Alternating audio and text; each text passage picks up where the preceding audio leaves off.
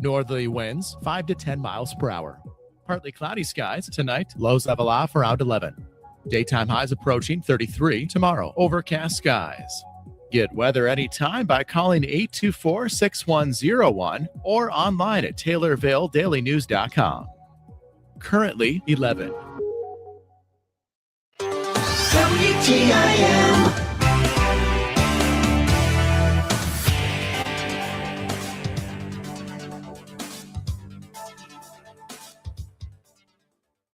You're listening to WTIM, your information station.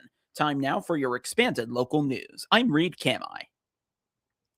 The City of Taylorville Water Department is alerting customers about a delay in receiving their February 15th utility bills.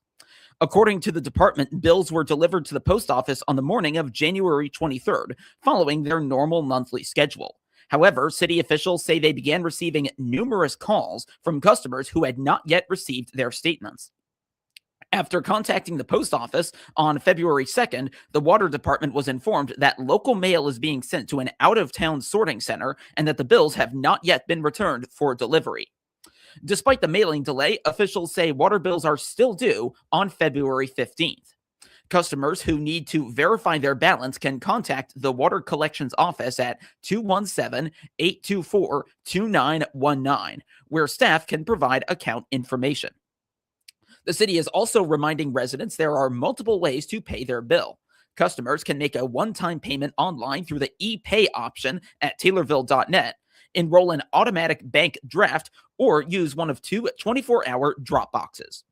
The department says it accepts cash, check, or card payments, though card transactions include a 2.3% processing fee. Construction projects in Taylorville continue to make headway. The city is tracking multiple such efforts from West Main Cross to the Taylorville Square and other side streets surrounding them. This is not new for Taylorville, with the Taylorville Food Center project having recently been completed. The goal has been to improve the aesthetics of the city. West Main Cross is where the current stage of work is happening. Taylorville Mayor Bruce Berry says multiple sources of funding are helping with projects like this one. We've started to work on West Main Cross. Right now we're doing the sewer lines and also the water lines. And then we'll come back and do sidewalks and curb. And at the end, we'll do the road pavement. We're doing that all the way from Webster Street to I believe, Center Street. So that's a major project. It's $5 to $6 million project. Both federal money that Rodney Davis was able to get us, and then also state money, and also BDD money will pay for it. So like I said, it's going to be about, time it gets done, it'll probably be about $6 million project. So another major undertaking, trying to get our main roads finished first, and then we'll go back hopefully in the next year or two or three, get some of the secondary roads repaved. Mayor Berry adds that the process of securing the funding has taken years to arrange. We were able to secure this loan, and this loan was secured from Rodney Davis's office back in 2022. So it's just a timely thing. We're applying for other grant money. I know we got a couple road projects that we're going to give to Mary Miller, see if she can help us along the federal side. And we're working daily with our state representatives and our state government on trying to secure money on grant programs through the state. I've talked with her representatives the last couple months, almost on a weekly basis. And so we know what we're doing. We know what we're going to ask for. A couple of the projects that we are probably trying to get funding federally is either Spresser Street from Cheney on out to our airport, and another one is Cherokee Street to be south of Main Cross. So much needed. They're very big arteries into our city, and so hopefully she'll be able to obtain some funding. The city will also begin work on the airport runways. Funding for that work comes from the Federal Aviation Administration. So that's like a 90, and then 5% state match and 5% local match. So any work we do out there, we're getting the money for that 90% to the federal government. So 90% from the federal government, and then the 5% local. Is that coming out of, like, the sales taxes? Probably fuel sales that we do at the airport is what we use most of that money for. We do, we do take money sometimes out of our general fund to do that, which the sales tax and that stuff money will go into there. But it's not BDD funded because the airport's not in the BDD area. That's another funding source that we have that we use quite regularly for that. Meanwhile, work on the Taylorville Square is set for the fall. Mayor Berry says it will be staggered so the entire square is not blocked off at once. And it'll be an interruption to some of the downtown areas, but we'll block it off in different sections at a time, so we won't be shut down the whole square. But we're going to repave that, put new sidewalks in, new curbs, gutters, going to make the aesthetics of our downtown area look modern and new, put new lighting and things like that. So again, it's a heck of a project that we've undertaken, and we did it basically with a grant from the state, $3 million grant, and we'll use BDD funds for the rest of that, and it's going to be a $5 or $6 million project. In the meantime, we're starting now to apply for a grant to repair and renovate the blocks off the square. So we're hoping we'll do the whole 9-block area up there, and so that'll be something new.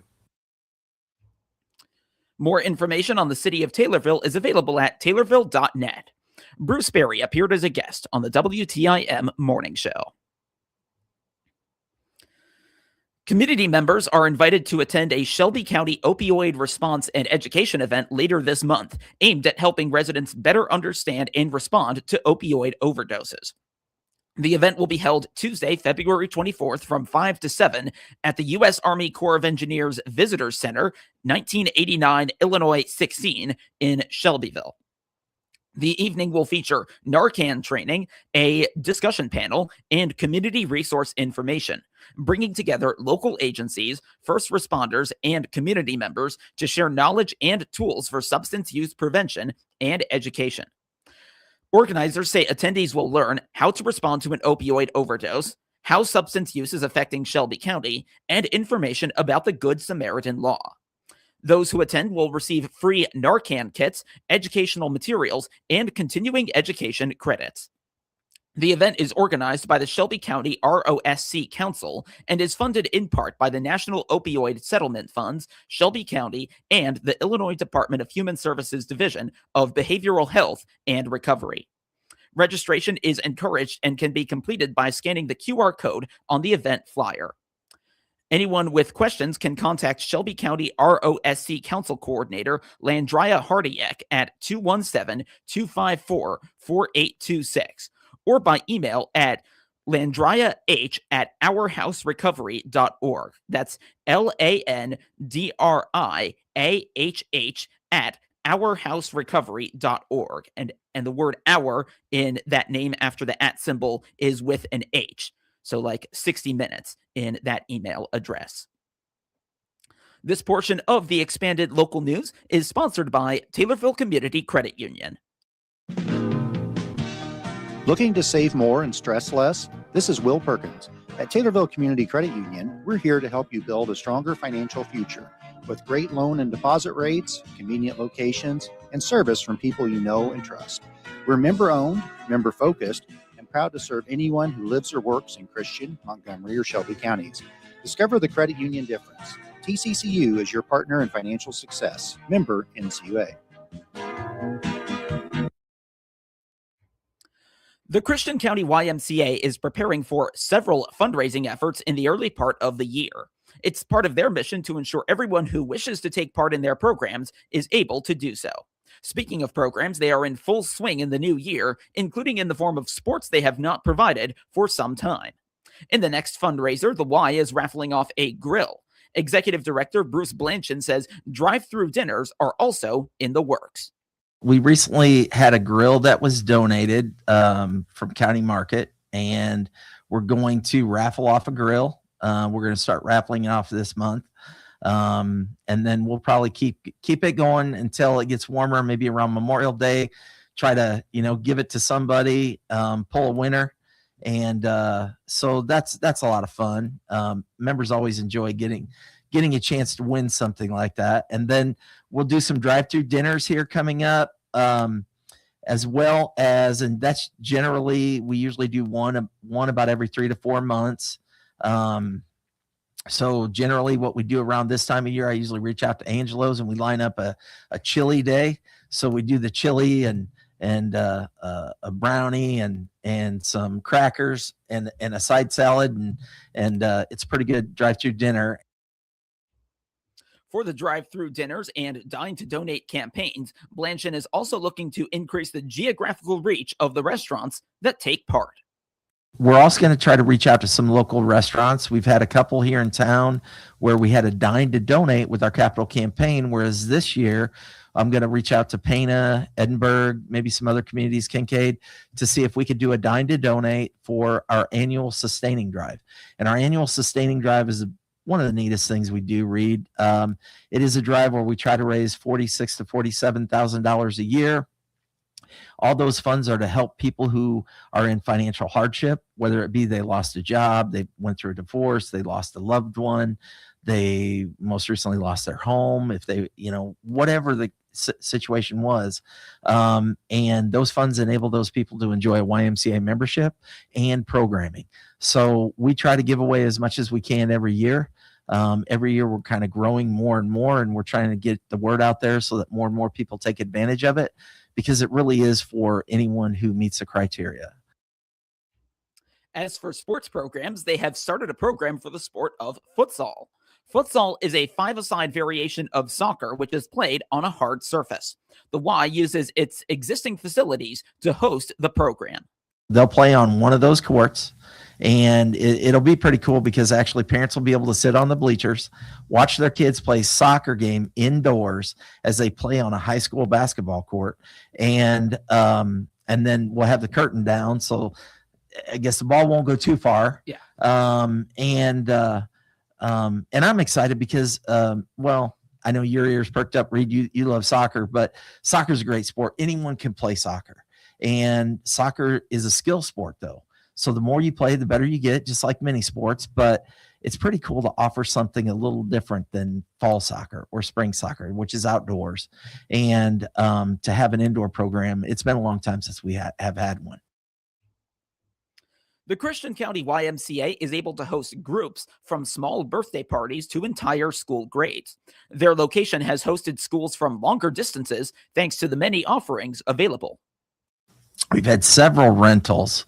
Most recently, we had Sangamon Valley School come over, and they brought a bunch of students, a little over 100 kids, and they spent a few hours at the Y and really enjoyed the pool and the gym, and enjoyed some Angelo's pizza and water. And so all of our rentals, they really do enjoy it. It's a great opportunity to come and use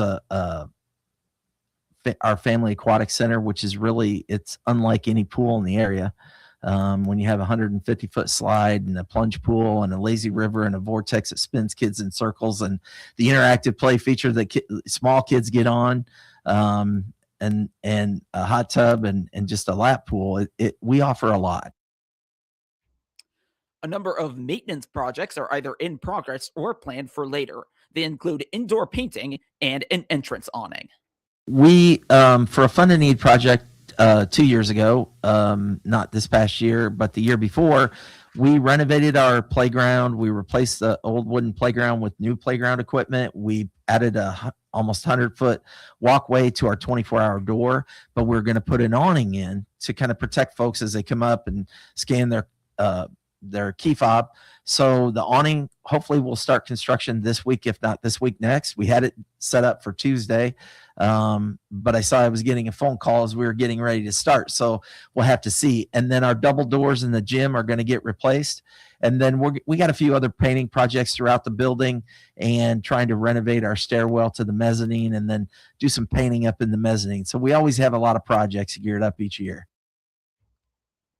More information on the Christian County YMCA is available at ccymca.org. Bruce Blanchard appeared as a guest on the WTIM Morning Show. A new 2-hour syndicated radio show featuring legacy contemporary Christian music premieres this Sunday. The show, called Win the Day Replay, will feature contemporary Christian music from its inception in the mid-1970s through the mid-2000s. Artists and groups to be featured include Dallas Holm, The Second Chapter of Acts, Big Daddy Weave, Amy Grant, Michael W. Smith, Stephen Curtis Chapman, and Chris Tomlin, among many others. The show is being produced by Win the Day Ministries, a 501c3 nonprofit organization. President of Win the Day Ministries and show host Randall J. Miller recently retired from a 52-year career in local radio. Area stations airing the show include WBGZ 1570 AM, 107.1 FM, and streamed on their website. It's based in Alton, Illinois, and is set to air 6 to 8 p.m. on Sundays. It's also airing on one of our stations here at the Heart Media Group, 96.5 The Chill, and streamed on its website, 965thechill.com, and that airs from 6 to 8 a.m. on Sundays. Affiliation efforts to secure airplay on radio stations across the country are underway. Stations interested in airing the show can contact Miller at 217-562-0964 or email rjm1955@gmail.com. Feeding Illinois is announcing the launch of the Illinois Farm to Food Bank Capacity Building Grant, a new funding opportunity designed to strengthen the infrastructure that moves Illinois-based food from farms to food banks, pantries, and communities across the state.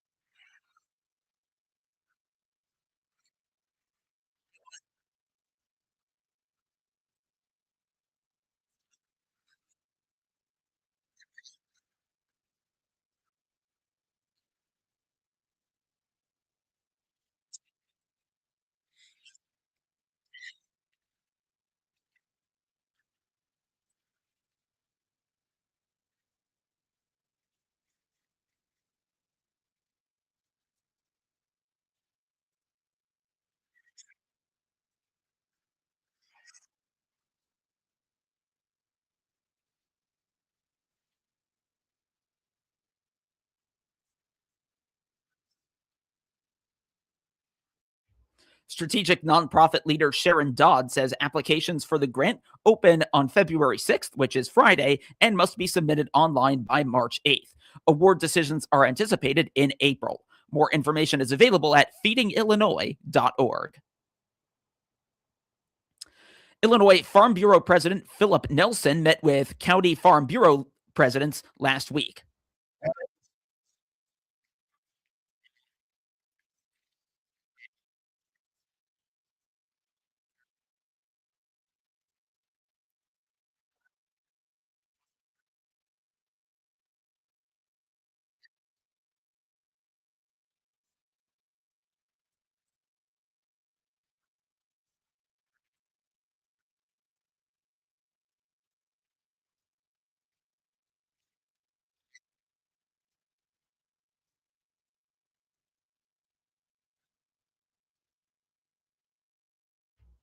Nelson also spoke at last week's Everything Local conference in Springfield. Now to obituaries, which can be found at TaylorvilleDailyNews.com. 78-year-old Frank Earl Vogel of Argenta died. Visitation is tomorrow from 10 till noon at Calvert and Wilcoff Funeral Home in Blue Mound. The funeral service will immediately follow. Burial will be at Mount Auburn Cemetery. Funeral arrangements are being handled by Calvert and Wilcoff Funeral Home in Blue Mound. 96-year-old Lester D. Southard of Taylorville died on Sunday. Visitation is tomorrow from 10 till noon at Grace Baptist Church in Taylorville. The funeral service will immediately follow. Burial will be at Oak Hill Cemetery. Funeral arrangements are being handled by McClure Funeral Home and Cremation Services in Taylorville. 81-year-old Edith Louise Moore of Mount Auburn died on Saturday. A memorial service will take place on February 13th at noon at Mount Auburn Community Center. Funeral arrangements are being handled by Sutton Memorial Home in Taylorville. 67-year-old Terry L. Trulock of Taylorville died January 28th. Visitation is Saturday from 10 till noon at Sutton Memorial Home in Taylorville. The funeral service will immediately follow. Burial will be at Oak Hill Cemetery. Funeral arrangements are being handled by Sutton Memorial Home in Taylorville. 68-year-old Kathleen Kate DeClerc of Stonington died last Thursday. Visitation is today from 9 till 11 at Holy Trinity Catholic Church in Stonington, with a funeral mass immediately following.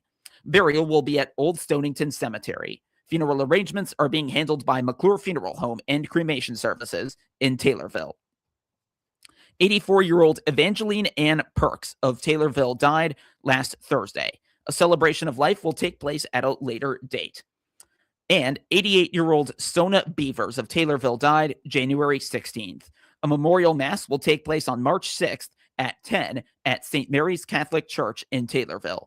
Interment will be at Green Hill Cemetery. Funeral arrangements are being handled by McClure Funeral Home and Cremation Services in Taylorville.